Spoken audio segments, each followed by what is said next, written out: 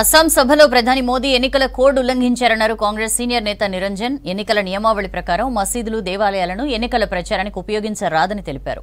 ఓటర్ల జాబితాలో గందరగోళం జరిగితే ఈసీ బాధ్యత వహించాలన్నారు నిరంజన్. మతం పేరు మీద, రాముడి పేరు మీద ఆయన ఎంతటి ఓట్లు పొందడానికి ఎంతటికైనా దిగజారుతాడనేది స్పష్టమైంది. ఇది చూసిన తర్వాత ఆ క్లిప్పింగ్ను ఎలక్షన్ కమిషన్ అనేది పంపించడం జరిగింది. ఎన్నికల కమిషన్ ఎంత నిబద్ధతతో చర్య తీసుకుంటుందో, దీని మీద ఏ విధంగా స్పందిస్తుందో ప్రజలు వేచి చూస్తున్నారన్నమాట మీకు మనవి చేస్తూ ఉన్నాను. మన రాష్ట్రంలో ఒకటే విడతలో ఎన్నికలు జరుగుతున్నా, దేశంలో 4వ విడత ఎన్నికలకు అనేది నోటిఫికేషన్ ఇష్యూ అయ్యింది.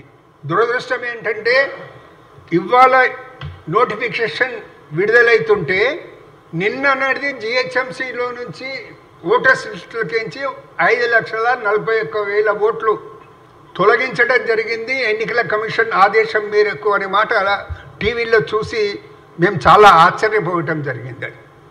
మేము ముందరి నుంచి చెప్తున్నాం, ఇంట్లో డూప్లికేట్ ఓట్స్ ఉన్నాయి, ఇళ్లలో ఏది తప్పుడు చిరునామాలతో సృష్టించి ఓటర్స్ ఉన్నారు అనే మాట మేము ముందరి నుంచి చెప్తున్నాం. వాటిపై ఎటువంటి చర్య తీసుకోకుండా మొన్న ఫిబ్రవరి 28 నాడు ఫైనల్ ఓటర్స్ లిస్ట్ అనేది పబ్లిష్ చేయడం జరిగింది.